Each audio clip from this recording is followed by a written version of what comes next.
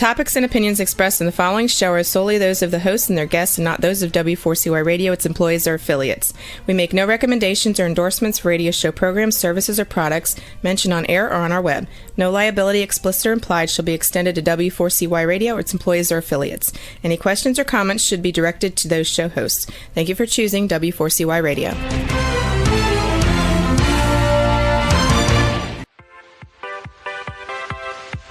Welcome to the Ask Good Questions podcast, broadcasting live every Wednesday, 6 p.m. Eastern Time on W4CY Radio at W4CY.com. This week and every week, we will reach for a higher purpose in money and life, as well as a focus on health and wellness. Now, let's join your host, Bonita Bell-Andersen, as together we start with Asking Good Questions. Hello, this is Bonita Bell-Andersen, and welcome to the Ask Good Questions podcast.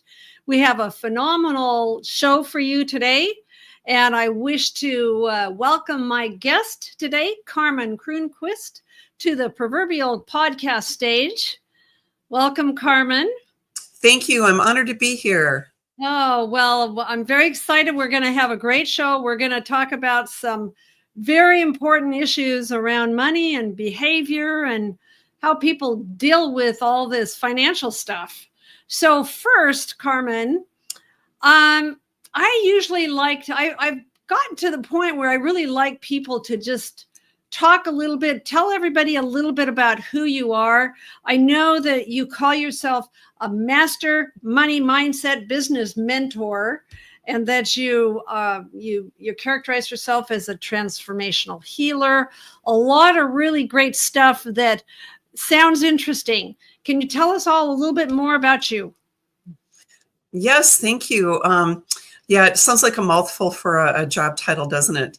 Master money mindset business success mentor and all that good stuff. Right. Basically, what I am is I combine energy work and neuroscience coaching with business coaching. And I help people really get in touch with their divine purpose and help them get at the root of what's preventing them from the success and the wealth that they want to create in their lives. And so I like to call myself kind of a pattern interrupter. I find what patterns are getting in the way and interrupt those patterns and replace them with new programming. Wow. And tell me where you live, or, what part of the country are you in? Okay, well, part of the year I'm in Hudson, Wisconsin, which is where I'm from right now, just outside of Minneapolis, St. Paul. A lot of people don't realize Wisconsin's that close. In the winter, I'm in Dunedin, Florida, which is just west of Tampa. Okay. So I have the best of both worlds. Right, yeah. You're kind of like me. I'm a sunbird. Yeah. We did that kind of in a different place. We're in the summer times in the Washington state, but then we're in St. George, Utah, where it's a lot warmer in the wintertime. So anyway, yeah, I know that whole lifestyle has become a whole lot more available with technology and be able to just be wherever you are. Like today, I'm coming at you from Hawaii. And we've already had some interesting workarounds to make sure that time zones were correct. So anyway, well, I am so happy to be doing this because over the weeks as I've been doing different episodes, we've talked about behavior and money. And at some point in this, I'm going to talk to you about me and what I went through when I went through a divorce about 25 years ago. But first, I would just love to find out a little bit more. Tell me about your journey. How do you get interested in helping entrepreneurs with money mindset and business success? What was that what you were always thinking you were going to be doing? No, it was a career that I was not even available or not even aware of as I was growing up.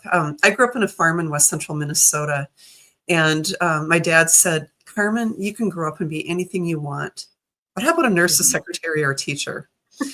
And so I fell into the teaching just because I didn't know what else to do. But my last semester of college, I student taught hormonally deranged ninth graders, and I found out what I didn't want to do. And I was deathly afraid of public speaking. So I joke, my first job after college, I was the only female heavy equipment operator on a road construction crew.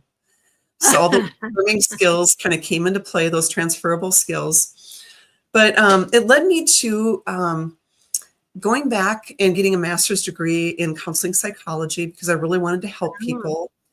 And I did a lot of volunteer work and informational interviewing and really narrowed in on career counseling and coaching. So I spent a lot of my career as an administrator, as a career coach and counselor. And then I veered into higher education. So I created my own coaching program at a graduate school. But I went 9 years without a raise. So that's why this whole money thing was kind of beep, beep for me. Well, were you in a public school or something? No, I was at a university. I was at the University of Wisconsin, River Falls. And then I went to Adler Graduate School to create a new coaching program.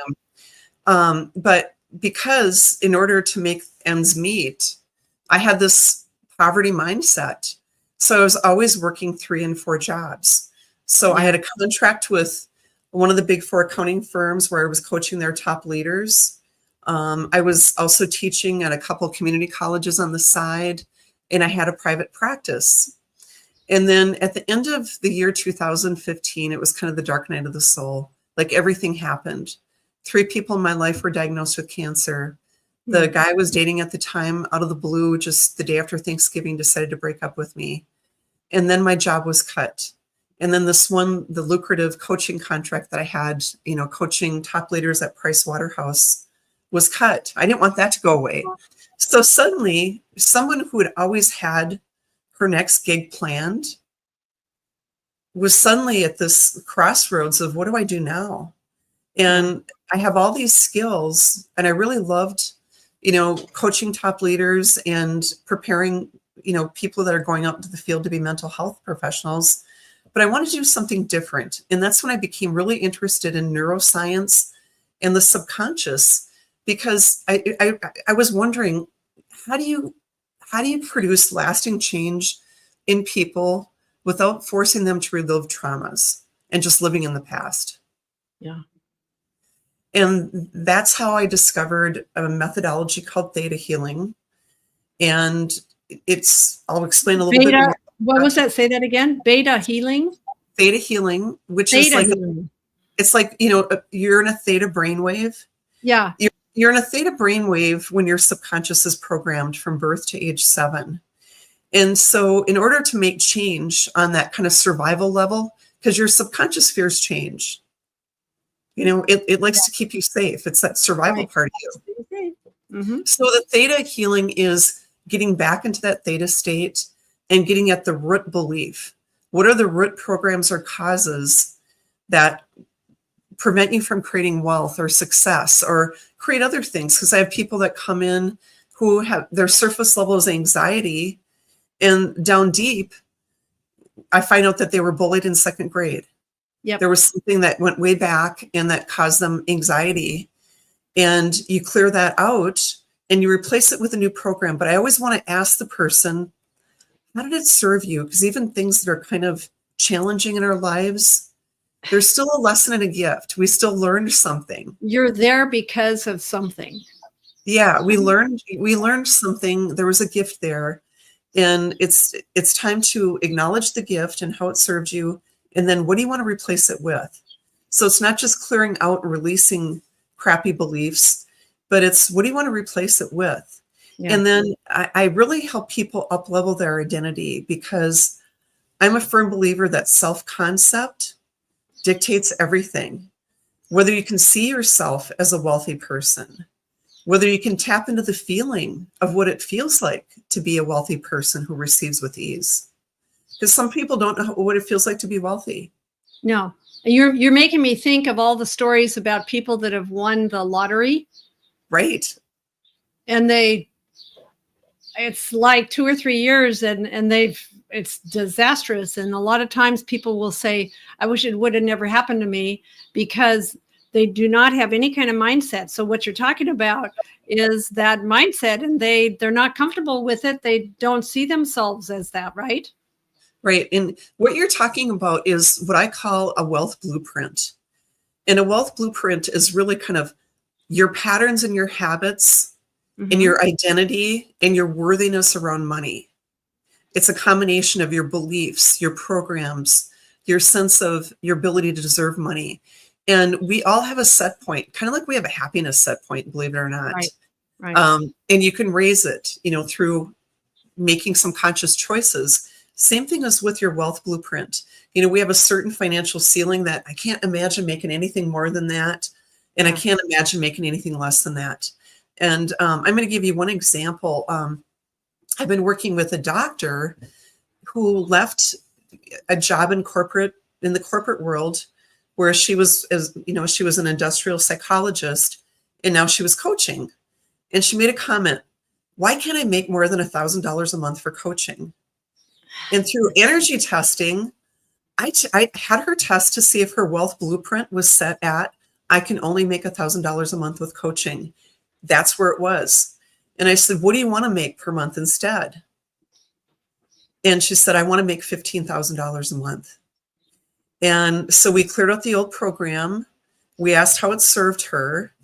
And then we created the new program. And then I downloaded with her the identity and the feeling of someone who makes $15,000 a month in coaching. Right. And within a month, she hit that mark. Wow. Within a month. The phone, I had to check and see where my wealth blueprint was at. Right. Then I'm like, oh my gosh. I wonder where I'm set, because, I have a high ticket offer that's at 100K. Like, am I aligned with this? So we're aligned with a certain wealth blueprint, and it's helping people get in touch with where it's at and understanding you can change it. Yeah. I think most people think this is just the way it is, right? They don't realize they can change it. Isn't that fascinating? Isn't that fascinating that we can? I'm so grateful that technology is there, because that might be, who knows who might be listening to this, that they'll go, oh, that's what I need to do, is I need to go check that out. Right. And it is a combination. There's ancestral stuff, because we carry beliefs on 4 levels. Right. We carry beliefs on, everything we've experienced in this lifetime, but we come in with stuff from parents and grandparents and generations that go back. Yeah. And we also might have taken a vow of poverty in a past life, or in another iteration of our life. I had a coach who came to me, top coach in the Minneapolis-St. Paul area. Yeah. And he's like, I don't know why I can't crack over $6,000 a year. And I found out he'd been a priest before he became a coach 20 years ago. And he had taken an oath of poverty. And so we just cleared that energy out, marked it complete. I asked him what he gained, and he shared a lot of experiences and stories of what he learned from that time in his life when he had poverty. And now he makes well over 6 figures a year, because we cleared out that block and we marked it complete. Wow.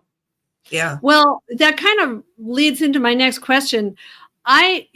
One of the things we talked about was spiritually guided entrepreneurs. I don't know if I've ever really thought about entrepreneurship in that way, being spiritually guided.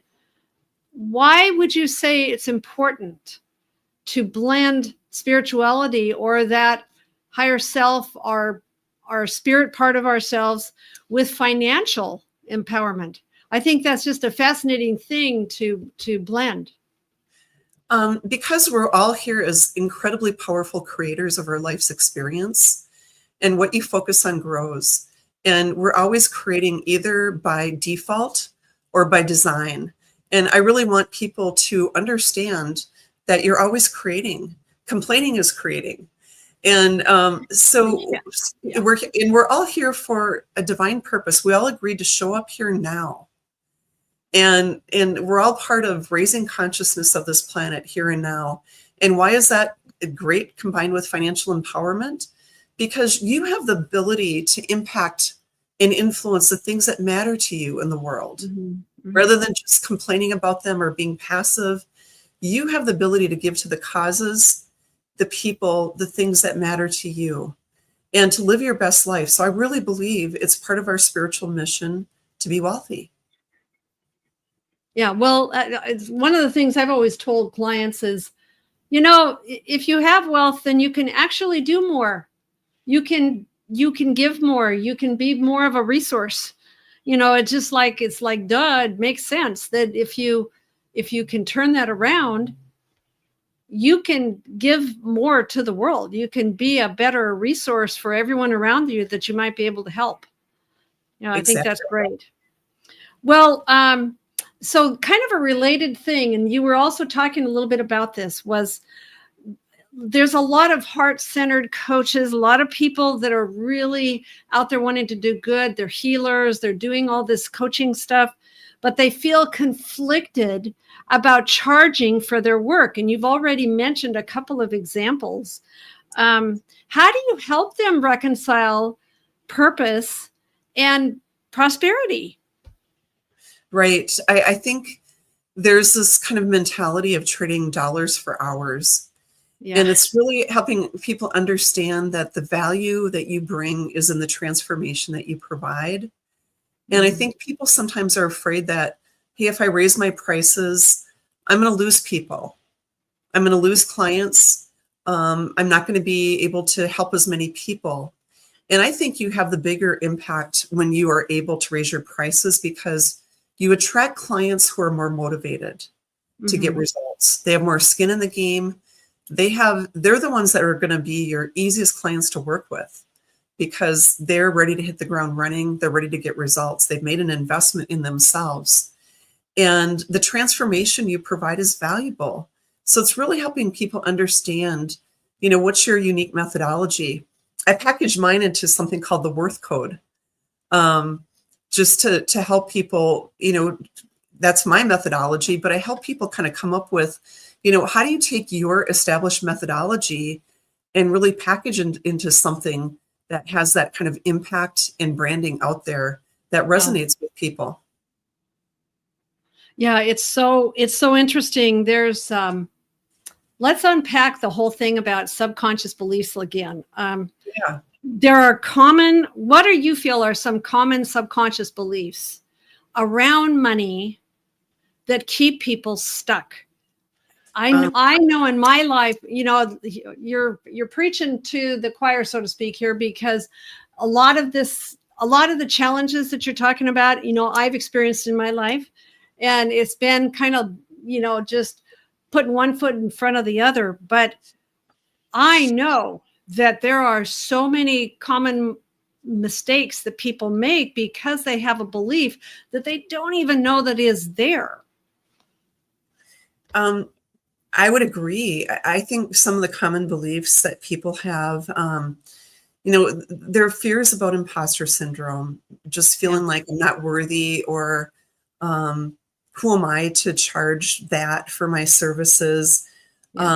I hear people who, this is my husband's, I'll pick on him right here. If I get into a higher tax bracket, I'm just going to pay more to the government. You know, so why create more wealth that I just have to give away in taxes? I always flip the switch on that and think about, you know, what do you value that you get from taxes? You know, and I value clean air, clean water, good infrastructure, roads and schools, and the things that taxes pay for. And I don't have any control over it. So it's just, you know, if you're going to get wealthy, you're going to have to resonate with paying more for taxes. Right. I think sometimes people have fear that if I get really wealthy, somebody's going to be looking for a handout. You know, people will try to take advantage of me. And my response to that is always, it's having boundaries. You know, no is a full stop sentence. You don't have to help everyone. You get to decide who you want to support and have boundaries on, you know, how you want to spend your money and your time. Right. I think sometimes people have fear that they won't handle money well. So, gee, I'll make it and then I'm going to lose it. And I just I've always seen that a say lot. it's just a matter of having a fixed mindset versus a growth one. Because a fixed mindset would say, gosh, I never learned how to handle money, so why bother? A growth mindset says, there's so much out there on YouTube now, so many resources and places where I can learn how to, create wealth, invest wealth, and grow my wealth, that I shouldn't have to be afraid of that. I mentioned to you about some people having some of those ancestral patterns in the past, where those are interesting ones to pick up and clear out, because I will say that my parents have both very different mindsets in regard to prosperity. My dad had we're just the dumb farmers kind of mindset and had a very poverty consciousness. My mom has very much a very wealth prosperity consciousness. And my sister and I are both daddy girls. So guess whose mindset we tended to absorb? Sure. Where my brother, is more of a mama's boy, and guess what mindset he absorbed. So it was just being aware of that and clearing out those beliefs. I think sometimes people are afraid of, fitting in. Like, if I get wealthy, how am I going to fit in with the people in my life anymore, my family and friends? So I'm just going to stay small, so I won't feel out of place, so I'll still belong. Then nobody will expect anything of me. Right, exactly. Or there's fear of, what if I turn into some greedy, unethical, or selfish person, if I become wealthy? And I just always say, you have the ability to determine your integrity and to be integrity with money, no matter where you are in terms of your status with wealth. So wealth is not going to necessarily turn you into somebody who's greedy or unethical. You make that decision. Right. I think sometimes people, a lot of times it's just not feeling worthy, and not knowing how to receive wealth at a higher level because they've never done it before. Yeah. So there's a lot of things that I come up against, when I'm working with people, and it's a lot of fun to get at those root beliefs and clear them out. I can see that. I can see that would be challenging for you, but it would be kind of like a creative thing for you, right? To find out what you're dealing with, and then figuring out how to get around it. Well, it's kind of like unwrapping an onion, or just figuring out a puzzle. What's the root cause? Yeah. And I'll often have my hunches, but what I do that's different from coaching, just to explain it a little bit, is coaching, you're getting into people's stories. People are addicted to their stories. They get a dopamine effect from their stories. So what I do is something called digging. And it's really answering a lot of who, what, where, why, when questions. So when's the first time you felt that way? Who said that to you? How did it make you feel? What happened next? And then I always want to know, what was the worst thing about that for you? And I'll keep going down that rabbit hole. And I won't let you tell your story. I'll just keep asking till we get to the root belief. And then I'll energy test. So what energy testing is using kinesiology. There are a lot of different ways. Sometimes it's called muscle testing or energy testing. But I'll energy test with the person to see if they have a certain root belief. And if we haven't gotten to the root belief, I'll keep digging. And then when we get to the root belief, then I'll ask, is this something that you want to change? Or do you want to change part of it and hold on to part of that belief? And, every person has free will. I can't impose my beliefs ethically on another person without their agreement. So then I want to find out, okay, how did it serve you? This old belief that we're going to clear out. And what do you want to have as a replacement? And then I make a command of their subconscious, and I make a request of the creator of seventh plane energy, because we're in a theta state when we're doing this together. And then I'm the witness. Yes, you rattled off my title as a healer. I'm really not the healer. I'm the witness. God is the healer. The creator is the healer. I just structure and witness the process. Right. And I'm so lucky because I get to witness miracles. Wow. Well, let's talk a little bit more about the whole thing with imposter syndrome. I know that for me, I had thought about doing a podcast for a long time. And actually, I had actually had an experience with a very arrogant Los Angeles-based male advisor who said they'll never listen to you. You're an older white female, and they're not going to listen to you. And that just shook me. I was so surprised that somebody would actually say something like that to me. But then as I go along and I finally went, why not me? I've got a whole lifetime of experiences. I've got all this stuff that I've learned. And I'm finding that, having started the podcast, I'm finding that it's a creative outlet for me. But I know I went through that whole thing with imposter syndrome, saying, how could, I think it shows up in a lot of successful people, doesn't it? Where, isn't that really what you do, is you're dissolving that whole thing at its root? Yeah. And I think what's at the root of imposter syndrome is perfectionism and not feeling vulnerable enough. I'll use an old Adler Graduate School line from when I was a professor there. It's all about having the courage to be imperfect. Yeah. And that's what it really is at the root of it, is because we want to feel perfect the first time we do something. Like the first time you did that podcast, you wanted to feel like, I know what I'm doing. I'm perfect. Everything's going to flow right. for, Well, smoothly. I think there's an element of I think you want to look good too. Right. You want to look good and feel doing it. Yeah. Right. And so I just say anything that's worth doing is worth doing imperfectly until you get it right. Yeah. Until you get just kind of like driving where it becomes second nature anymore. And you're not even necessarily having to think about all the elements of operating a car, because it is so, it's just ingrained in your subconscious. And so it's just, it's having the courage to do something poorly or imperfectly until you get it down right. And knowing that with every person, sometimes you're a quick study and you get it right away. But sometimes you just have to accept that perfectionism is the enemy of progress. Mm-hmm. There's a saying that I heard a long time ago. It was ready, fire, aim. And I think it's that concept of just getting started and just going ahead and just doing it and then figuring. And so I'm finding that as I go along, I'm like figuring out other things I want to do, but I had to start, or else I would have never gotten to that point. So there's kind of a companion thing, and that's shifting from scarcity to abundance, or, and scarcity could also be, wouldn't you say, like survival mode? Right.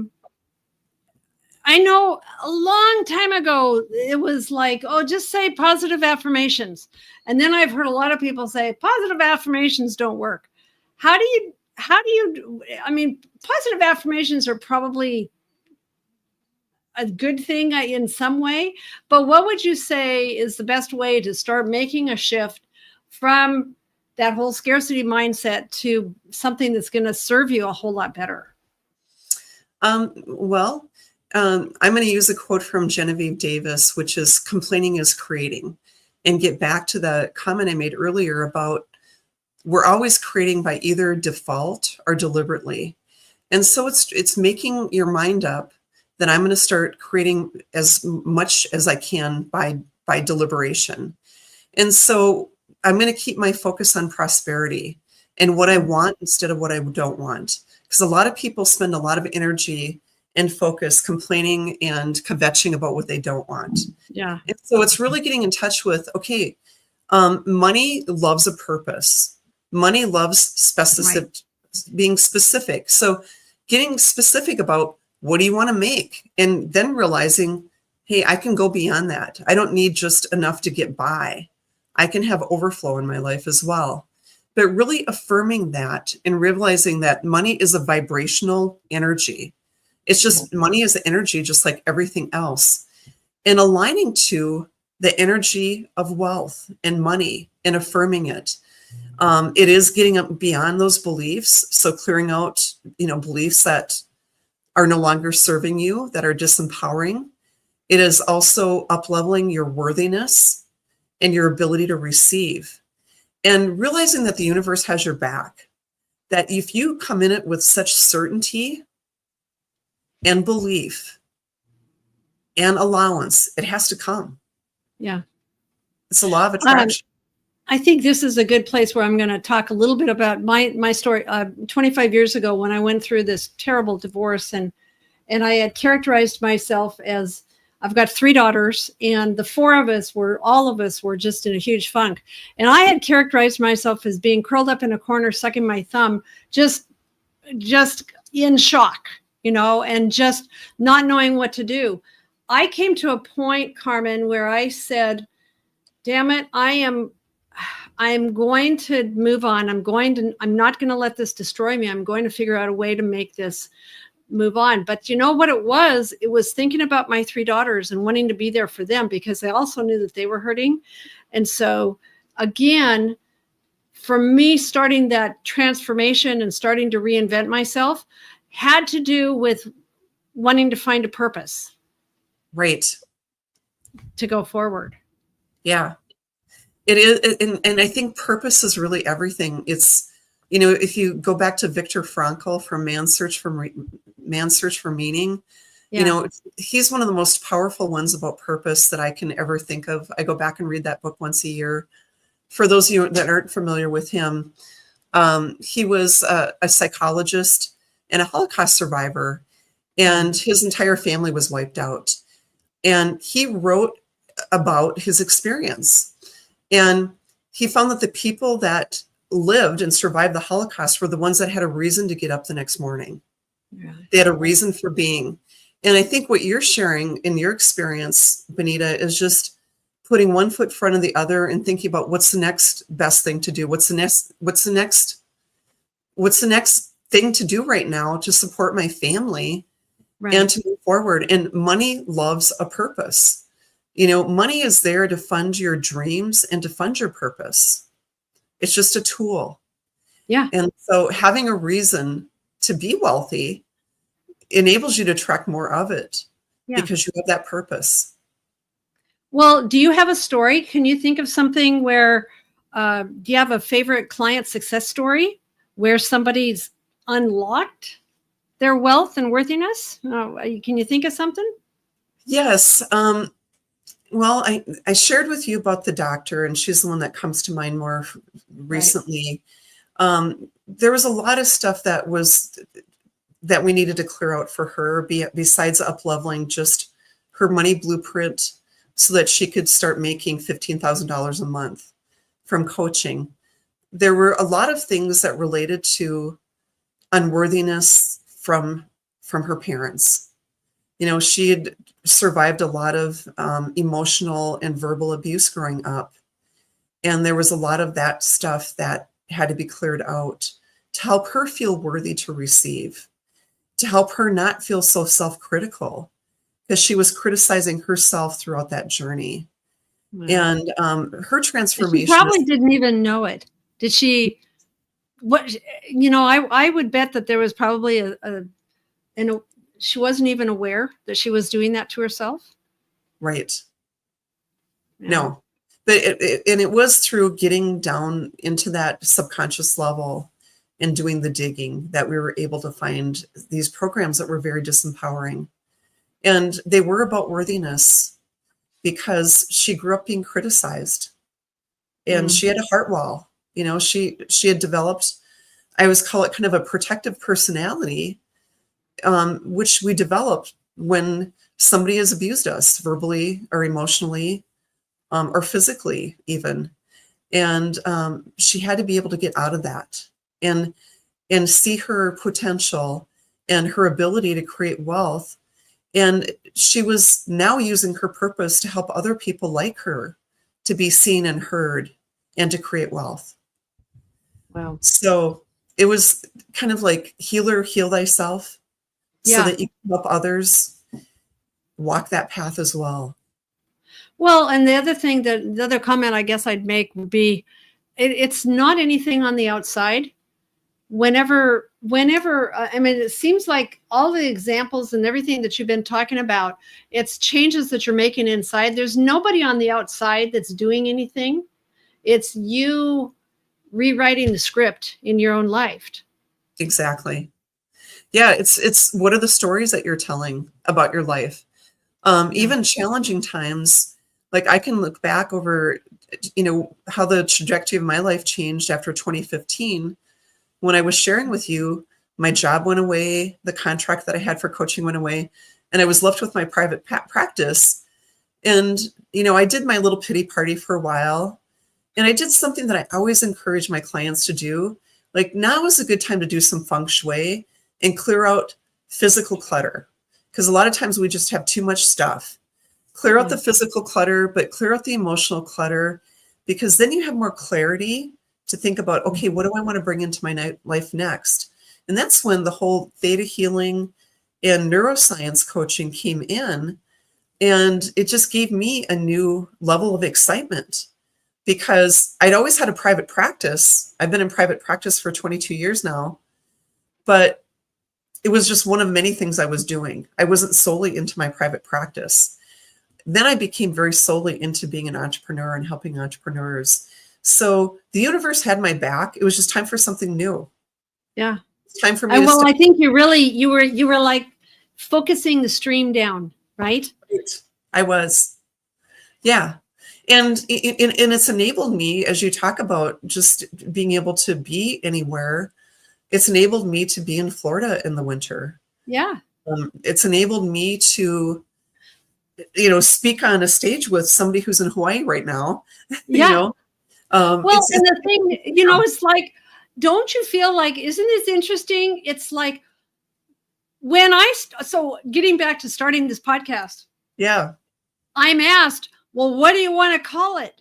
And I said, I knew exactly what I wanted to call it, because it was ask good questions, because all the crap I've went through in my life, all the problems I've had have been largely because I didn't ask good questions. And I didn't know what the right questions were to ask. And so like this whole thing with being able to be in a warm climate in the wintertime, instead of saying, oh, I can't do that, I started saying, how could we? How could we be able to do that? Because it was like I had actually slipped on the ice outside my house one morning, and I'm literally laying on the sidewalk, looking up at the sky going, I can't do this anymore. And, that's, I think it's asking this whole, and the name of the podcast has come in so many times, because everything that we're doing and all the success that we have in life, a lot of ways, is because we've started asking better questions. Mm-hmm. Right? Yeah. And it's kind of a who, not how, because the universe can help align the how. It's just getting clear on what do you want, and being open that it might come to you in a little different way than you thought. Yeah. My ability to come to Florida in the winter came through COVID, changed everything. Yeah. And during 2020, my husband, who is an engineer, moved a big machine down to Florida and had enough work that it was going to probably provide for him for the next 4 years to be going back and forth to Florida. And I just tagged along, because then all of a sudden I could do everything with my laptop and my webcam. Yeah, sure. Technology. Yeah. Yeah. So I'm in my apartment with my laptop, my cell phone, my little ring light, and my little mic, which all went in the suitcase. So, man, do you realize it's almost been about 40 minutes? How do you help people grow their wealth and not experience burnout? Because I can see where people could go, but then they get burnout. Because today's world can be so high pressure, so much hustle and bustle. I know, being in Hawaii here, we're serving a mission in Hawaii right now, and I can do the podcast while I'm doing that, right? And there's a much more of a laid back attitude here, but most of the world has that problem where they, what do you say to people about burnout?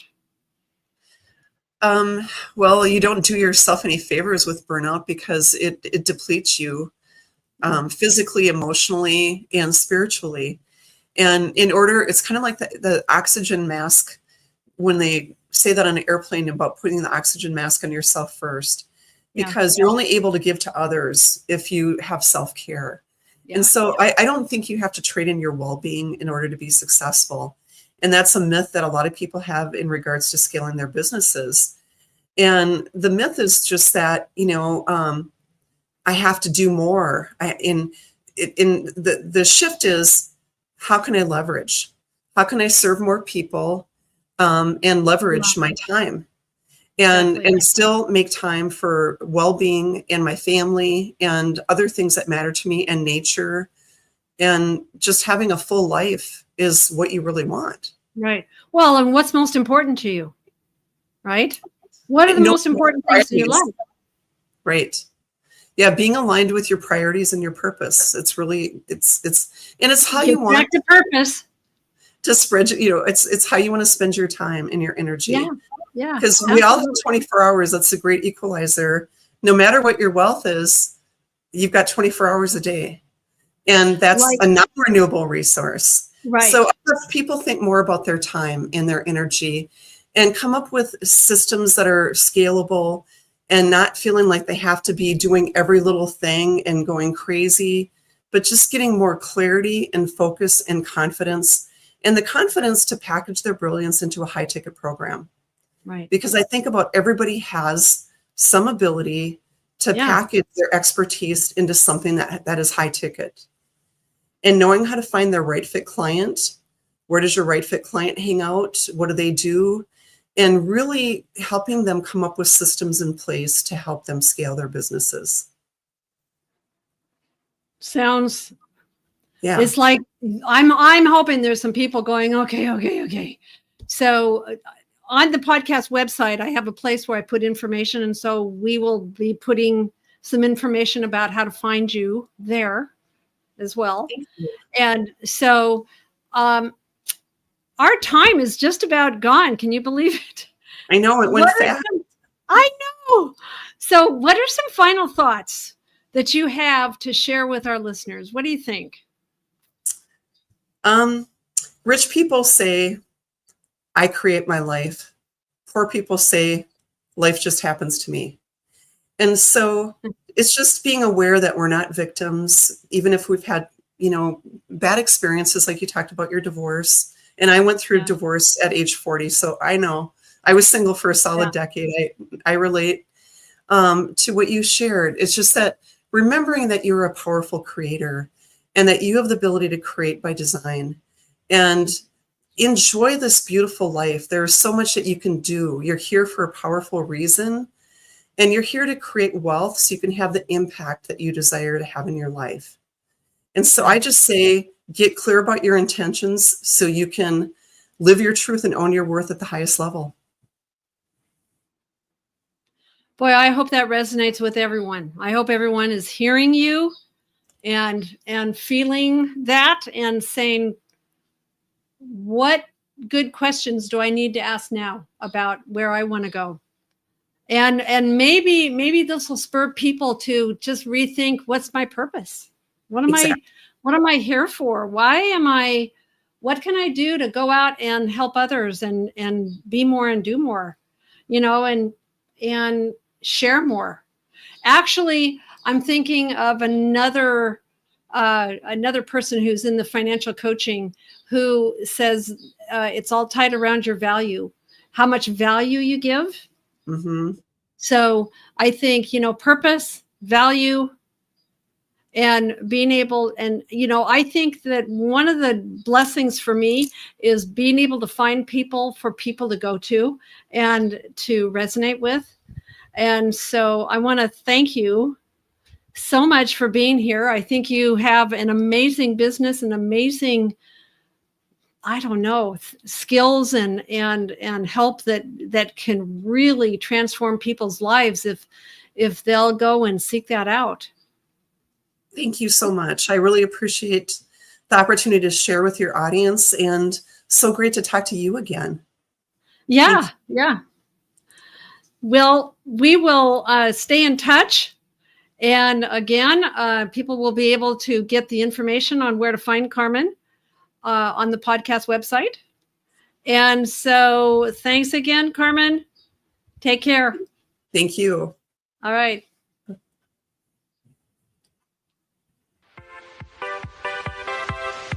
Today's episode is over, but we did ask good questions again, didn't we? Don't miss out as we broadcast live every Wednesday, 6 p.m. Eastern Time on W4CY Radio at W4CY.com. Join Bonita Bell-Andersen next week for more conversations with experts on finances, retirement, behavioral finance issues, health and wellness, and more. Until then, remember to ask good questions.